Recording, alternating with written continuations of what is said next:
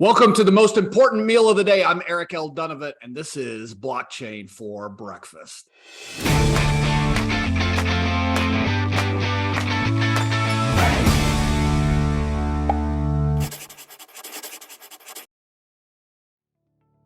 Hey, Eric. Harrison, it's good to see you today.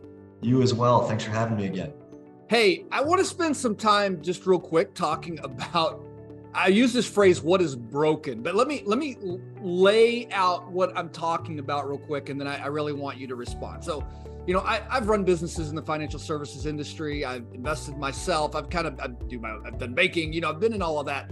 And I'm just going to tell you, from the outside, it certainly feels like something about the whole system, at least of finance, is broken. And there may be other things that are broken, but let me give you probably one of the biggest examples. Having sat inside of the financial services industry, what I've noticed is a whole lot of businesses trying to create profit for themselves over the people that they're serving, and the people not even realizing it's happening. That's just one example, but it feels like there's a whole lot more of that going on. So I'd love for you to kind of talk about what you're seeing in the lens of blockchain, of what's broken, and we'll talk in another video about what blockchain solves, but just what are the things out there that are broken that need a solution right now?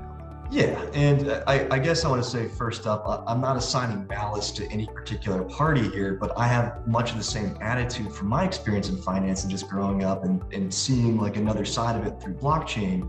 It's like, okay, I've really come to understand there's a lot of brokenness in the traditional financial system that I think is a product of the system being, so old for the history of our country, that just the way things were built inside of the regulatory perimeter with technology of the past, it's bound together by baling wire and duct tape. And here we are today with a system that's kind of a black box, right? That doesn't really have a lot of trust for the little guy. I mean, traditional finance is really a gated community, right?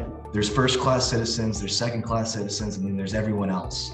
And as someone else who's worked in the financial services industry, there's myriad of products out there only available to the uber wealthy, right? And everyone else is kind of stuck with what's left, right? And the what's left that gets down to the little guy is usually so layered with different fees or not the same sort of exposures or opportunities that the guys at the top get to have. And it's like, well, this is really a kind of a not fair system where you have rules for thee and not for me, right?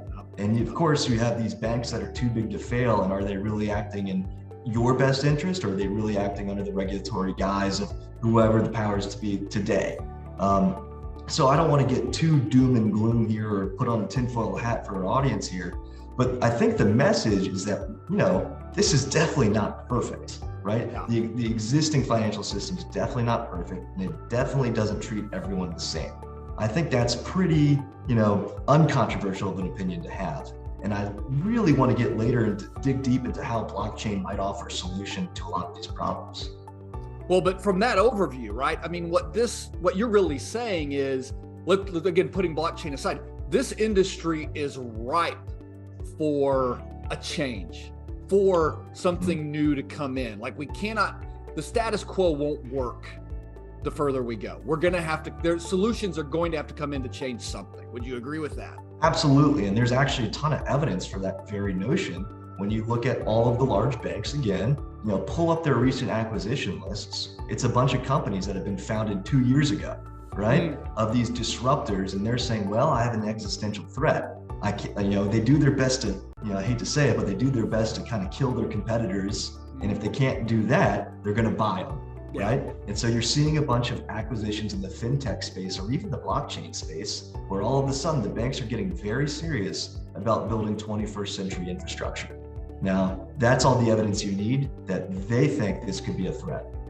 Well, with that, we're going to stop there because we could go on and go on. And we're going to make another video. But Harrison, thank you for kind of unpacking that. I think that really helps us see the perspective. Yeah, no problem at all. Thanks for having me, Eric. Yep. And that, again, is why your mother always said that breakfast is the most important meal of the day. Cheers. Cheers.